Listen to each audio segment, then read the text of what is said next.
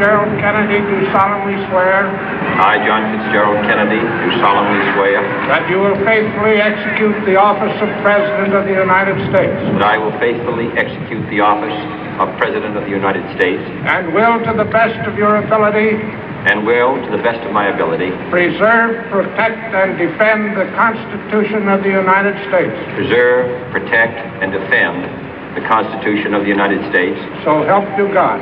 So help me God.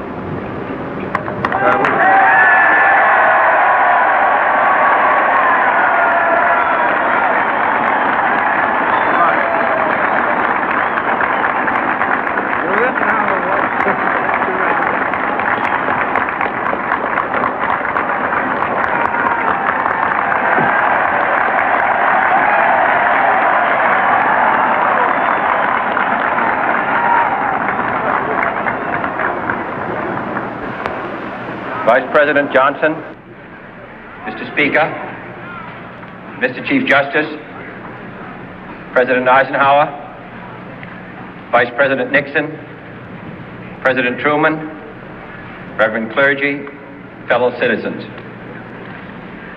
We observe today not a victory of party, but a celebration of freedom, symbolizing an end as well as a beginning, signifying renewal as well as change.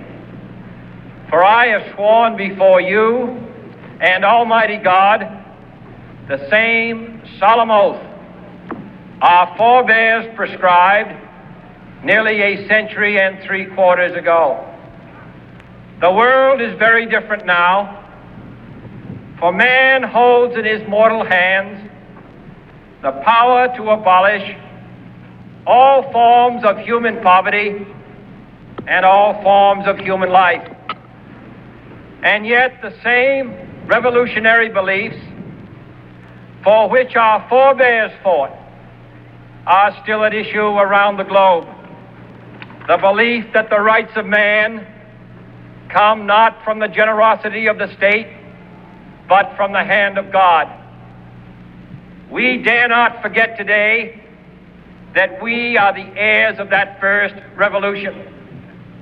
Let the word go forth from this time and place to friend and foe alike that the torch has been passed to a new generation of Americans born in this century, tempered by war, disciplined by a hard and bitter peace, proud of our ancient heritage, and unwilling to witness or permit the slow undoing of those human rights to which this nation has always been committed and to which we are committed today at home and around the world.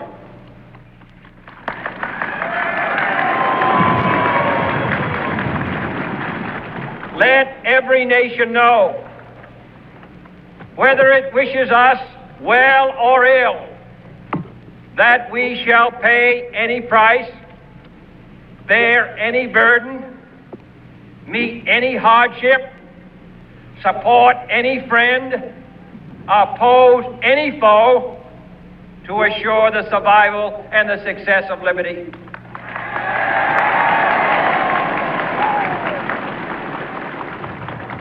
This much we pledge and more. To those old allies whose cultural and spiritual origins we share, we pledge the loyalty of faithful friends.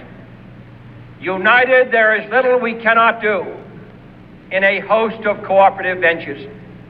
Divided, there is little we can do, for we dare not meet a powerful challenge at odds and split asunder. To those new states whom we welcome to the ranks of the free, we pledge our word that one form of colonial control shall not have passed away, merely to be replaced by a far more iron tyranny. We shall not always expect to find them supporting our view, but we shall always hope to find them strongly supporting their own freedom, and to remember that in the past, those who foolishly sought power by riding the back of the tiger ended up inside.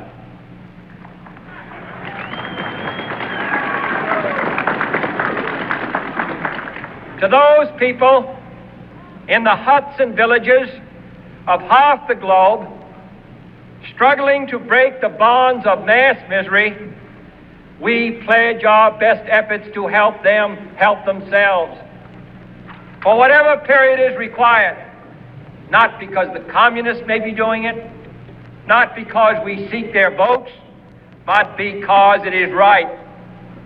If a free society cannot help the many who are poor, it cannot save the few who are rich.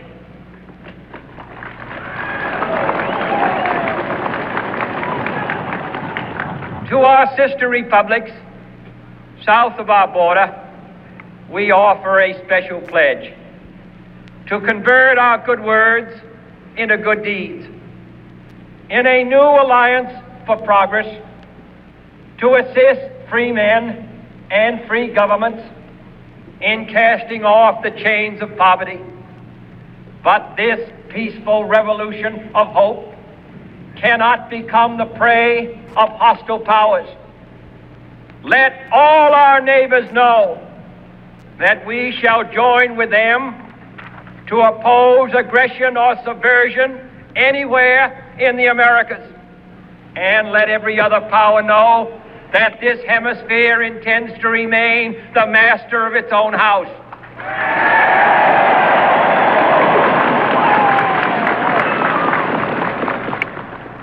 To that World Assembly of Sovereign States, the United Nations, our last best hope, in an age where the instruments of war have far outpaced the instruments of peace, we renew our pledge of support to prevent it from becoming merely a forum for invective, to strengthen its shield of the new and the weak, and to enlarge the area in which its writ may run.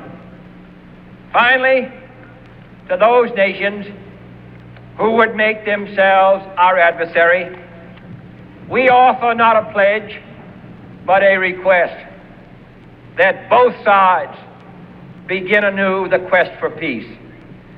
Before the dark powers of destruction, unleashed by science, engulf all humanity in planned or accidental self-destruction.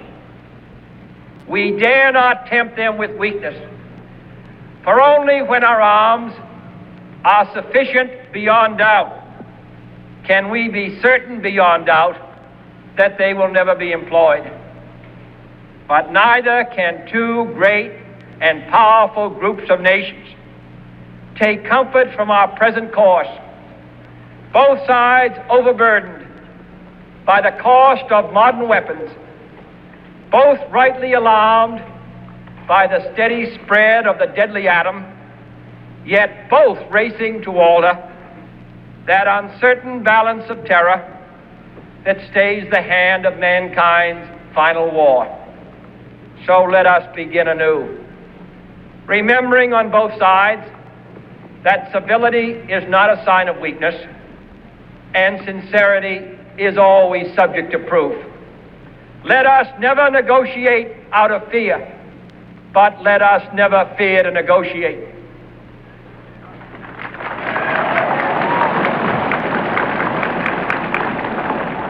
Let both sides explore what problems unite us, instead of belaboring those problems which divide us.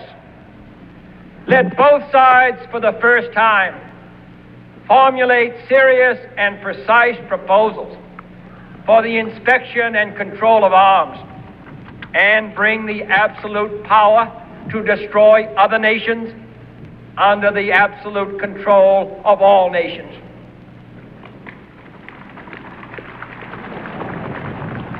Let both sides seek to invoke the wonders of science instead of its terrors, Together, let us explore the stars, conquer the deserts, eradicate disease, tap the ocean depth, and encourage the arts and commerce.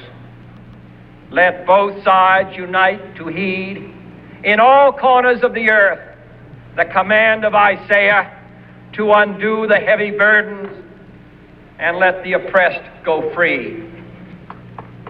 And if a beachhead of cooperation may push back the jungle of suspicion, let both sides join in creating a new endeavor, not a new balance of power, but a new world of law, where the strong are just and the weak secure and the peace preserved.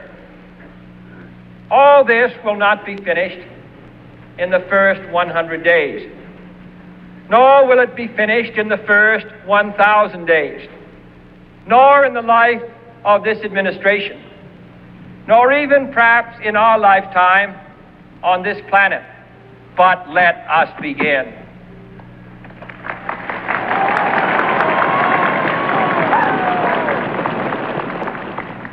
In your hands, my fellow citizens, more than mine, will rest the final success or failure of our course. Since this country was founded, each generation of Americans has been summoned to give testimony to its national loyalty. The graves of young Americans who answered the call to service surround the globe. Now the trumpet summons us again, not as a call to bear arms, though arms we need, not as a call to battle, though in battle we are, but a call to bear the burden of a long twilight struggle, year in and year out, rejoicing in hope, patient in tribulation, a struggle against the common enemies of man, tyranny, poverty, disease, and war itself. Can we forge against these enemies a grand and global alliance, north and south, east and west, that can assure a more fruitful life for all mankind? Will you join in that historic effort?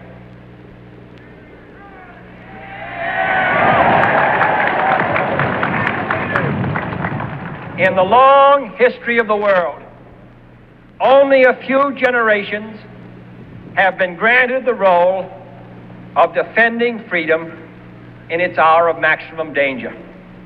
I do not shrink from this responsibility. I welcome it.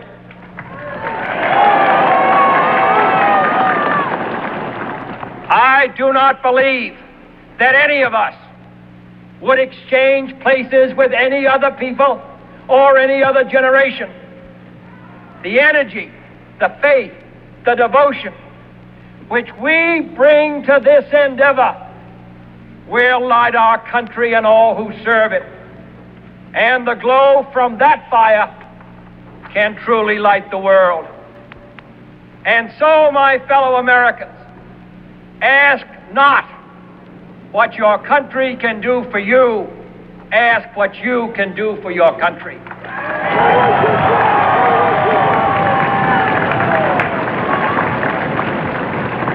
My fellow citizens of the world, ask not what America will do for you, but what together we can do for the freedom of man.